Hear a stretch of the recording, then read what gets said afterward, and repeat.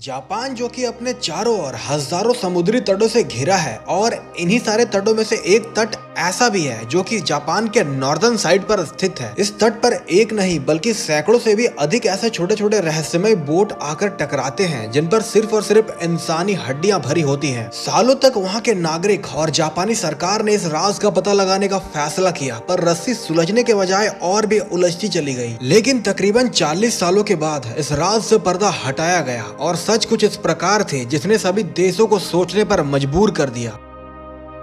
ये बात है 1975 की, जब लोग एक आम दिन की तरह रोजमर्रा के कामों में लगे थे। तभी एक जापानी इंसान ने तट पर कुछ हलचल सी देखी। सामने जाने पर उसे एक छोटी सी बोट दिखी जो लहरों से हिचकोले खा रहा था, पर बोट पूरी तरह से रेत के अंदर धंसी थी। सामने जाने पर उस इंसान ने जब बोट के अंदर झांका तो उसके पसीने छूट गए। बोट पर कुछ पानी के बोतल्स और इंसान से जुड़े सामान मौजूद थे, पर इसके अलावा वहाँ इंसानों के खोपड़ियों के साथ साथ बॉडी के अलग अलग हड्डियां भी मौजूद थी। डर के मारे उस इंसान के मुंह से आवाज निकलना ही बंद हो गया, पर हिम्मत कर किसी तरह उसने दूसरे लोगों को वहां बुलाया। बोट को दिखे बस कुछ ही घंटे बीते थे कि ये खबर काफी तेजी के साथ सनसनीखेज बन गई। पुलिस ने आकर सब कुछ अपने हाथों में लिया और हड्डियों को लेकर चले गए। इसके बाद फिर कुछ दिन यूं ही बीत गए और फिर एक सुबह वैसे ही नई बोट पानी पर हिचकोले खा रही थी। सामने जाने पर एक बार फिर उन्हें वही दिखा जिसे कुछ दिन पहले उन्होंने देखा था। बोट के अंदर कई सारे इंसानी सामान और इंसानी हड्डियां पड़ी थी। ये सिलसिला महीने में 3 से 4 बार होने लगी थी। अब क्योंकि इस तट के बिल्कुल ही पास काफी ज्यादा मात्रा में लोग रहा करते थे, जिस कारण वे अब डरने लगे और तट के पास जाना काफी कम कर दिया। नौबत यहाँ तक आ गई कि आसपास के मछुआरे कई किलोमीटर दूर जाकर अपने बोट्स को डॉक करने लगे। इसके अलावा वहाँ के लोकल्स ने उन हड्डियों से भरे बोट्स को द घोस्ट बोट कहकर बुलाना शुरू कर दिया। इसी बीच 1977 से लेकर 1983 के वक्त उस तट पर रहने वाले 17 लोग एक के बाद एक गायब होते चले गए। काफी कंप्लेंट्स दर्ज कराने के बाद भी इन सभी 17 लोगों के बारे में कोई जानकारी नहीं मिल पाई। पुलिस बस लाचार होकर ये सब देखे जा रही थी। कई साल ऐसे ही बीत गए, ना तो इंसानी कंकाल से भरे बोट्स आने बंद हुए और ना ही 17 लापता लोग वापस लौटे। पर इस केस पर काम अभी भी जारी था। इन्वेस्टिगेशन के बीच पुलिस ने उन सभी बोट्स पर एक कॉमन सी रेड मार्क देखी जिस पर लिखा था पीपल्स रिपब्लिक ऑफ कोरिया। अब अगर ये लेटर्स किसी दूसरे कलर्स के होते तो शायद कंफ्यूजन हो सकती थी कि नॉर्थ कोरिया से आई बोट है या फिर साउथ कोरिया से, पर रेड कलर ने ये क्लियर कर दिया था कि ये बोट नॉर्थ कोरिया से ही आई है। दोस्तों, ये वही कंट्री है जिस पर इस वक्त किंग जोंग उन राज करते हैं। उस वक्त इस कंट्री पर किंग जोंग उन के पिता किंग जोंग ली राज करते थे, पर जापानी ये बात समझ नहीं पाए कि इतनी छोटी बोट आखिर इतनी दूर से कैसे आ सकती है, क्योंकि जापान के नॉर्दर्न तट से नॉर्थ कोरिया की दूरी तकरीबन 1000 किलोमीटर की थी। अगर कोई इंसान इस रास्ते से जापान आना चाहे, वो भी इतनी छोटी सी बोट पर बैठकर, तो ये सरासर खुदकुशी करने जैसा है। खैर, दोनों देशों के रिश्ते अच्छे ना होने के कारण जापान के सरकार ने उनसे कुछ भी नहीं कहा और अपनी इन्वेस्टिगेशन जारी रखी। वक्त बीतते गए पर हड्डियों से भरे बोट्स आने थमे नहीं। एक दिन समुद्री तट पर कोस्ट गार्ड ने एक इंसान को पकड़ा।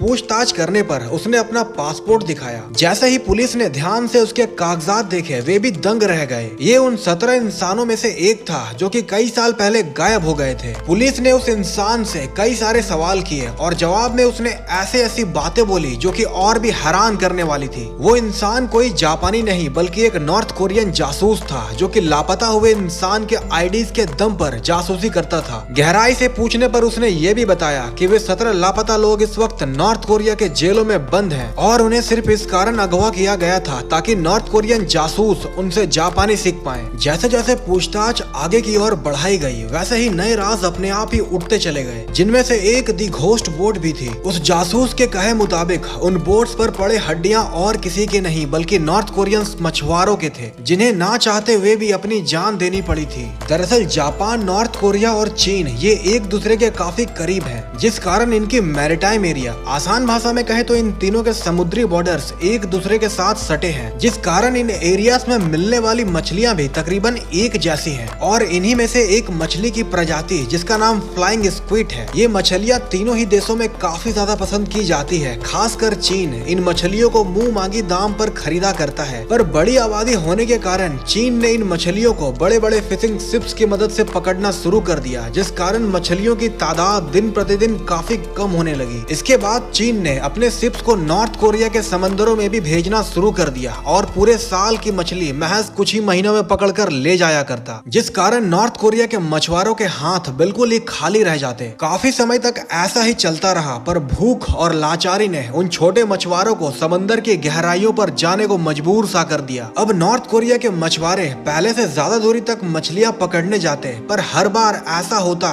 जब एक या एक से ज्यादा बोट वापस किनारे पर नहीं लौटते। समंदर के ऊंची लहरें उनके बोट्स को और अंदर ढकेल देते हैं, जिस कारण वे छोटे मछुआरे भूख और प्यास के मारे बोट्स पर ही मारे जाते और कई महीनों बाद लहरों के एक तरफा बहाव के कारण वे जापान के नॉर्दर्न समुद्री तट से जाकर टकरा जाते, पर तब तक काफी देर हो जाती। भूख और लाचारी के मारे मछुआरे सड़कर बस एक कंकाल बनकर रह जाते। हैरत की बात तो ये थी कि हर महीने कई सारे मछुआरे लापता होने के बावजूद दूसरे कोरियंस मछुआरे जान जोखिम में डालकर वापस समुद्र की गहराइयों में मछलियां पकड़ने जाया करते, जिससे इस बात का भी अंदाजा लगाया जा सकता है कि उन मछुआरों के पास अपने परिवार पालने को इसके अलावा और कोई दूसरा रास्ता नहीं था। 1975 से लेकर 2014 तक ये घोस्ट बोट हर महीने 3 से 4 की संख्या में आते रहे, जिन पर 2 से 4 इंसानों की हड्डियां मौजूद रहती। एक अनुमान के मुताबिक तकरीबन 2500 बोट्स जापान तक आई, जिन पर बैठे इंसानों की संख्या तकरीबन 8000 की थी। एक तरफ चीन हर साल तकरीबन 4000 करोड़ रुपए कमा रहा था, वहीं दूसरी ओर हजारों बेकसूर यूं ही मारे जा रहे थे। ऐसा कहा जाता है कि नॉर्थ कोरिया के तानाशाह को इसकी भली भांति खबर थी, पर चीन से मिलने वाले मोटे रकम ने उनके मुंह पर तो जैसे ताला लगा रखा था। इस पर यूनाइटेड नेशन ने भी एक रिपोर्ट जारी की थी, तब जाकर कहीं नॉर्थ कोरिया के तानाशाह ने यह कबूल किया था कि मरने वाले सारे लोग नॉर्थ कोरियंस हैं, जिनकी गलती सिर्फ इतनी थी कि वे बस अपने परिवार को पालना चाहते थे।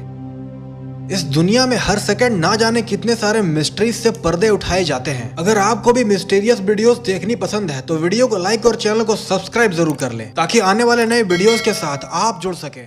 Thank you.